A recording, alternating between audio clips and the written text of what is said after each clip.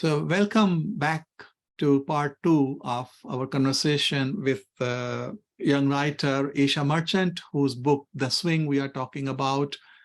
And it's a fictionalized narrative of a real story about her great-grandmother and her journey through life.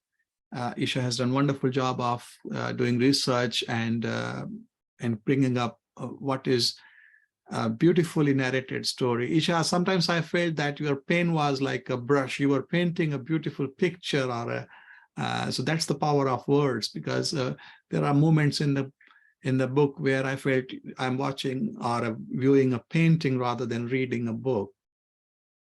Thank you so much, sir. That's the biggest compliment I can think of. Thank you. So we left in the previous part with the story of Fatima neighborhood, the importance of human relations over however ethnically born we are by accident of birth, and engage those identities of language, religion, and places. And you make a case through that nice narrative about how such human relations go beyond, transcend those humanly defined boundaries of caste, creed, religion. And you actually argue that those need not be the defining characteristics of human relationships. Yes, definitely. Yeah. So I was in one of the chapters, you called it the Gandheri. Now that's a Sindhi word, Gandheri, which took me back to my childhood of growing up in one of the Sindhi refugee camps in Gujarat, where these cart pullers will bring sugarcane, small pieces on slabs of ice. And in summer, that used to be delight to go for that. And you don't miss even the small part of putting rose water on it. So there's a story about Padma and Teumal, about Gandheri. In Sindhi, we would call Gandheri. Ga is one of the 4 unique Sindhi sounds in phonetics. Ga. There's others are ba and nga and ya. So ga is, and it's called gero. This is called gero. So ga. Although in English you can't mention that, so you use Gandheri. Talk about Gandheris. This story about Gandheri, it was told by my grandmother in very vivid detail. I have never seen or tasted Gandheri, and the description which you provided actually brought very vivid images to my mind. My mother had also mentioned that this was one of my great-grandmother's favorites, and this was one of the small joys of life, I think. And I would also like to ask, sir, as a Sindhi, how would you relate to Gandhiri? Because obviously now in the present world, we don't really see it as much as I think they saw it back then. A very it was a familiar thing, and I have never heard of or seen this before. Yeah, I mean, see, street food is a new thing, which is processed street food is new thing in contemporary society. So when you feel hungry, you go for a snack on a eating joint somewhere in Bangalore or wherever. But most of that food is processed. And hence with it comes all kinds of, not just the consequences for health, but also for environment. The more processing we do, more damage we do to the environment. But so we were lucky to have very little processed food, but more raw food. So whether it is the roasted peanuts or Gandheri, which is a sugar cane basically. So in the harvesting season for sugar cane, some cart pullers who did vending on the carts in the streets will carry a lot of wild fruits like berries and other fruits and vegetables, even tomatoes. So tomatoes were quite often cut into small pieces. They were put on piece of ice, and along with that you would get these Gandheris, which are small chopped one inch long pieces of sugar cane. Raw sugar cane and peeled, obviously, and then On top of it, they would sprinkle rose water. And I remember seeing rose petals on the ice slab. And then in summer, when you are out and about on the street, it's hot, and then it comes as a great sense of relief and delight to have something sweet. And it's similar to the what we call the ice balls that we put a lot of syrups on the street, which you get these days also on the high street or in the eating joints. So it was the joy of just being on the street, and we were all like wild children on the streets all the time playing. And these wild fruits came along, and they kind of complemented our sports on the street when you are sweating and dirty, and then this thing comes along and you take 5-minute break and have that. It just gives you the, I can see why Padma and Teomal just delight in the joy of having that together, because that indeed was the absolute pleasure. It was heavenly, as you put it in the book. I really wish I could have tasted this. Maybe one day I will have some version of this. But definitely, I think vivid stories that come from many people who have tasted this, maybe that is satisfactory. Yes. And then there's another, in a different context, it looked like a small pleasure of life to have a pingo or a swing in the house. But here it is quite serious. It is quite important to Padma to have her own pingo. Now, pingo, again, historically, Sindh being generally a warm place, swings had also functional purpose, because not everybody could afford electric fans and so on. So pingo was also one way of, rather than having somebody swing fans at to you, you sit on a pingo which swings, and then basically you get a little bit of breeze around in the drawing room or wherever you are sitting, or in veranda. So swing was a kind of a brilliant invention to kind of move yourself rather than ask somebody else to move a fan around you. And it served that purpose, the joy of, and of course it has got a kind of mythical connotations about Jhula of Krishna, and and goes with the cradle kind of metaphor as well. But it would be wonderful if you could go to that chapter, because I think the profundity, the depth of the experience of those small pleasures and how they contribute to our happiness as a human being is captured in the chapter where you talk about Pingo. So would you like to read something for the listeners? Sure, certainly. I think this chapter comes towards the end, and this is the chapter where Padma and Teomal finally fulfill their small but at the same time, I would say, big dream because of getting a pingo, because I think that symbolized their improved financial situation in the family. So the chapter's name is It's Ours to Leave Behind. Carefully, carefully, Teomal cried for about the umpteenth time that evening, voicing Padma's worries. 1 week had passed and the day had come. It was the day when their swing, their pingo, would come home. The day passed in a blur of anticipation and excitement. The thrill and enthusiasm were palpable, and to any passers-by who didn't know what was happening, they would have probably guessed that the preparations for a wedding celebration was going on in the house. The 4 children were excited and anxious, running out the door every 10 seconds to make sure that the swing hadn't come yet, and if it had, no one had stolen it. No matter how many times Padma patiently explained that no one would be able to pick up the swing and waltz away with it, as it possibly weighed more than all of them combined, they were not swayed. At some point, she gave up, realizing the futility of arguing with children, and let herself also be lost in the excited ruckus.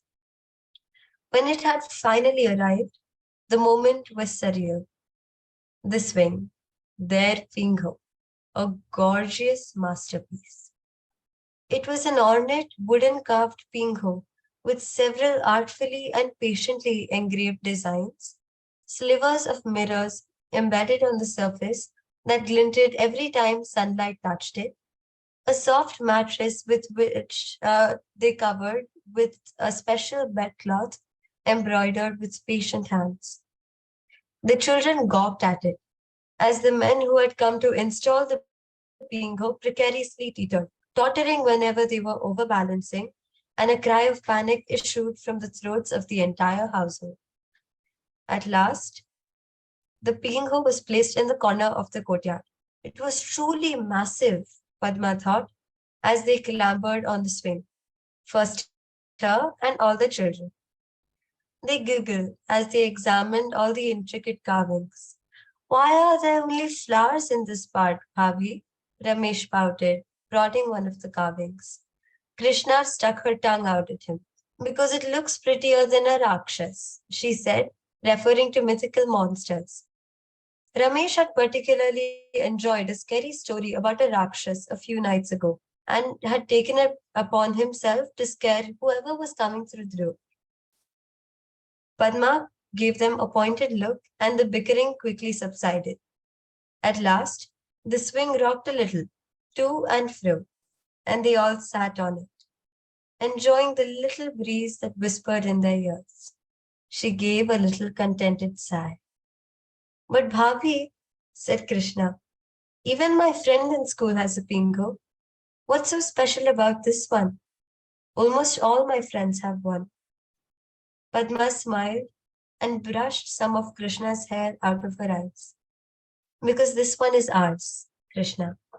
It's beautiful, isn't it? The last few sentences, you talk about she brushed few hair of Krishna's eyes. Again, that's what I meant by painting a picture rather than writing. I could visualize how a mother is caressing her daughter on the forehead, removing the hair, which is very common sight, which you see mothers doing. And that's where the beauty of your writing was. Thank you so much. So it is then obviously story progresses, India becomes independent, but it was not a simple event for people who were on the both sides of new boundaries that were being drawn. And you write very movingly about how those boundaries are being drawn without much concern for the human consequences. And you narrate some very tragic events, but also for this family, it becomes a big dilemma what to do. So reflect for us a little bit about that dilemma they were facing of whether to stay in Rohri in Sindh, where they were very well settled, first time feeling a sense of we got our home, now something of our own. Temal is doing very well on the work, but now they are facing this dilemma. And they had to convince Amma also. Yes, as you said, sir, perhaps for the first time in many, many years, since Padma had gotten married, they felt financially stable in Sindh, in their house. And they had established their home, and of course, the coming of the Pinghu at home, which only, I think, cemented the fact that they were beginning to accept that house as their home. And then came the partition, and they knew that they would soon be forced to leave.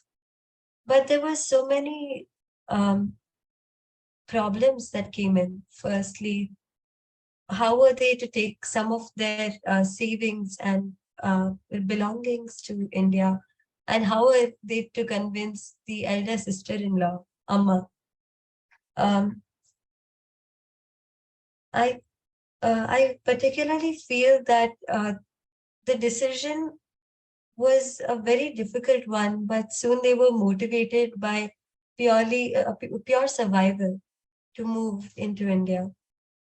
And I suppose that this is the story for many other partition survivors as well. Yes, I think so. Yeah, and then they did indeed convince Amma, they move, and there is a very tense period of travel via steamer, and they come to Navlakhi, which is in Kutch actually. And I've been to Navlakhi port myself, not came from there, but I worked for some time in Kutch. and I have visited Nowlakhi Port, and it brought back for me the landscape of that place, which is a very deserted place. It's a desert. Kutch is a desert, and that coast of Gujarat on that side. So probably they traveled from Karachi to that side, and very near to that is the westernmost point of Indian landmass, and you can actually see if you go in bright enough, dark enough night, you could see the lights on the other side of border in Pakistan, Karachi side. From there, so they come there, and then you talk about the difficulties. They come to Pulgam in Maharashtra, and there's a beautiful chapter, although it is talking of the difficulties and hardships, but you give it a very interesting twist in chapter titled 10,002 Seconds. I really enjoyed reading that, that how a child is processing the experience and reflecting on it. And there's a lot in that chapter for me that I really enjoyed reading about a child, because most of that book is about Temal and Padma, but here you bring in a child and give us a view from how they are experiencing 10,002 seconds. Would you like to talk about those numbers? Arguably, that was one of my favorite chapters to write in the book, and a favorite with my family as well. Teomal and Padma's story was very important, but also I think important was how the younger generation was trying to cope up with the concept of partition. Uh, in this chapter, I have taken the viewpoint of a fictional boy, Hemu, who has just lost his mother to the riots of partition and is now safely in India with his father, whom he does not have as close a relationship with as his mother. But eventually, he realizes that there is still hope in a new country, despite the loss of his mother and the loss of the home that he had lived in all his life. There was hope in a new country, and I believe that I end the chapter with them going by the lake, where the father would take him to play with the other children. I think the partition also brought with it some hope, even in my great grandmother's story. Yeah, and then this 10,000 is what? 10,000 is they're waiting in a queue. Yes. While I was researching for the book, one of the most famous pictures that I came across was a line of people just waiting for water, and the line stretched for over a kilometer.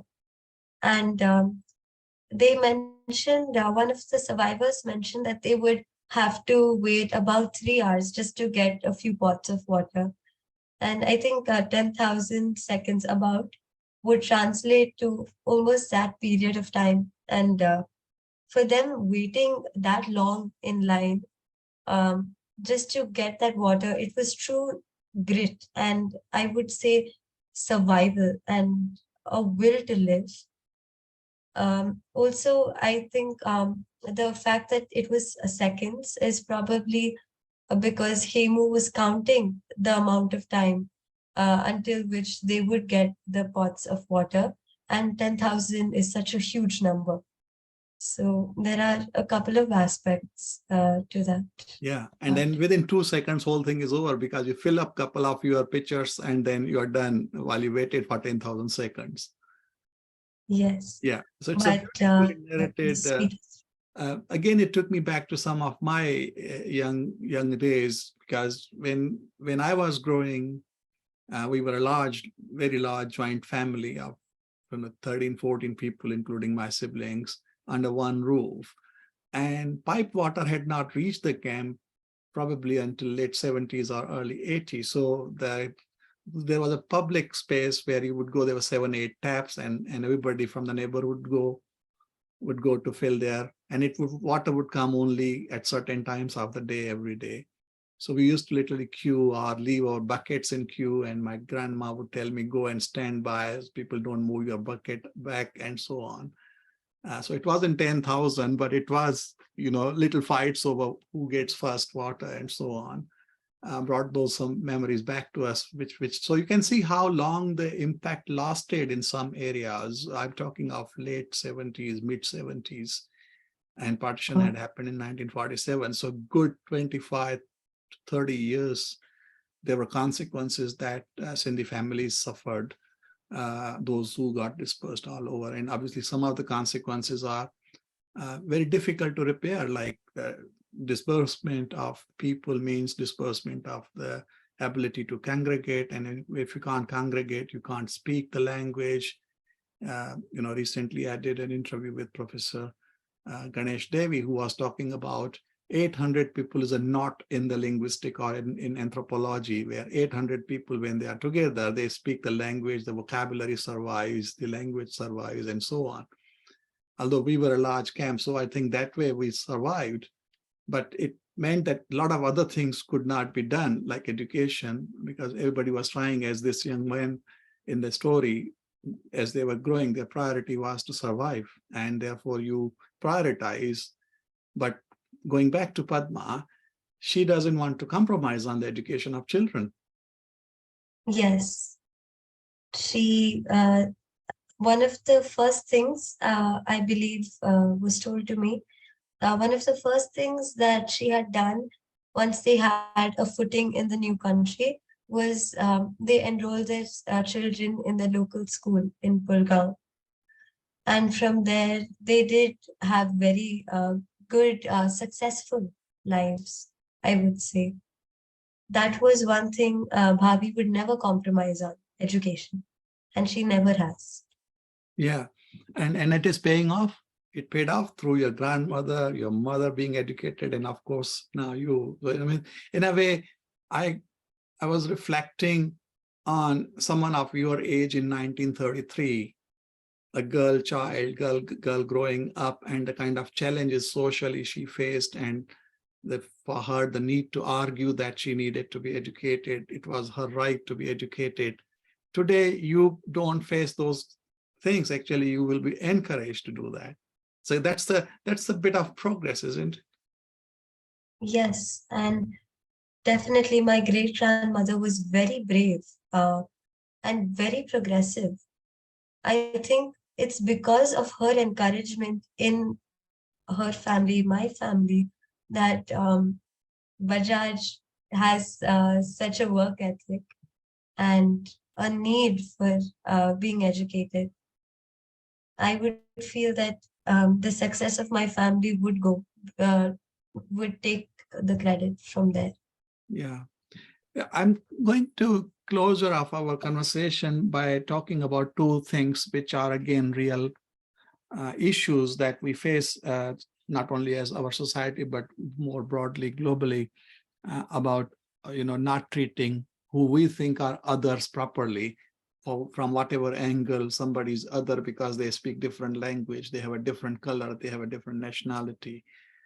And partition stories are just an example of how that human prejudice operates at different times in different periods, but underpinning issue is to think of oneself as one and the others as other, on whatever characteristics we may use of human existence. So you talk of a train coming from one side to another and then being returned with the same type of revenge to the other side. There's a very touching movement in the book. Would you like to narrate that? Although it's a very sad event, but I think from the, if literature doesn't shake us, what will shake us? So why don't you talk a little bit about that event, and then we'll talk about Gandhi and Nehru before closure. That chapter was based on the ghost train stories, the most famous aspect of partition, the ghastly trains that used to arrive packed with people stuffed inside the coaches and on the top of the trains, just wanting to get out of the respective country, be it India or Pakistan, and go to the country which would support their ethnicity. In the chapter, a Muslim man is waiting for his family to come home, but they are murdered on the train. And he is filled with a vengeance that perhaps does not account for religion, but uh, he does probably use religion as the excuse to commit the violence. And he takes his revenge by doing the very same atrocity, murdering a Sikh family and sending it on a train back to India. I think a lot of um, acts of religion violence that actually occurred were, some of them were personal, a lot of them were fanatic. And I think you have put it very beautifully, sir, that we have the partition's horrible events to reflect on, but still, even in today's world, we do have an instinctive way to just divide ourselves, either on the basis of nationality or the language we speak or the color of our skin. Perhaps those differences should not exist, and we should learn from the partition in that way. Yeah. And indeed, now you mentioned in the last few chapters about assassination of Mahatma Gandhi and also Nehru's speech you referred to. So just reflect on those events as young person reading about those or finding about those events, what that meant for you, but also end with the hope that Padma shows towards the end. A very interesting thing that came up in my research, which I had gotten from my family about Bhapi stories, was that the border between India and Pakistan was temporarily closed down after Gandhi's assassination due to the turmoil and the confusion. And coincidentally, at that point of time, my great grandfather had, after settling everybody down in India, he had gone back to Pakistan to fulfill his word to his employers that he will teach the new workers how to operate the machinery there. And this is one place where I had referred to mix the geopolitical aspect with our family story. And Gandhi's assassination played a very interesting role in the partition. The very fact that instinctively we decided to point fingers at the different religions while we call Mahatma Gandhi Bapu the father of the nation as a whole. It was very interesting, I would say. And online archives also provided a very detailed explanation of what may have happened. Yeah. So then now you end the story with Padma talking about trying to make a new home. So just a few concluding remarks on that. My epilogue, I think, was my mother's favorite chapter, and I would like to talk a little bit about that. Um, this conversation is between a grandmother and her grandchildren. It's story time, and she tells that even after all that happened, finally, 40 years later, in a small town in Maharashtra, they have finally found home because home is where the family is. And this is a story of hope that even if they have lost a lot due to the partition, the uh, the family got back on its feet by staying together. And this is, I think, something you'll find with a lot of Sindhi families also. So if you would like to share something about your time in the Sindhi camp, that these we all stay together, and that's how we managed to get back up on our feet. Yeah. So that's amazing. I think this has been such a good conversation, Isha, talking to you about your book and the way you have yourself appreciated a lot about the culture and heritage, but also as a writer, sharpened your art focused your art a bit more. And I think there is an excellent writer in making. Look forward to reading more from you. But also, I would like to encourage the listeners and viewers that please go out and get this book that is calling for reading. And you will just come to appreciate what this has done to lot of thousands of families who got displaced. And it may be a story not just of the Sindhis, but also of other peoples. It could be as well a story of a Sikh family or a Muslim family or a Hindu family or any, because whenever partition type of events happen, they displace societies, they displace families, and consequences can be very, very different for different families. And in many cases, they entail generations of struggle that follows, because once one is uprooted from the land where they have been settled for hundreds of years, and suddenly you are supposed to adjust in other places. So those historical events that triggered the partition and then displacement of Sindhis, along with many others, have created thousands of such stories.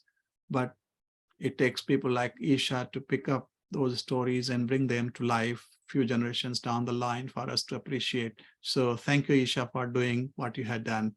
And many congratulations on your publications.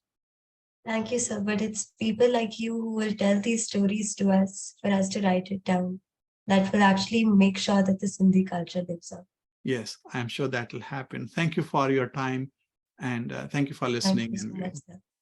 Bye for now. Thank you.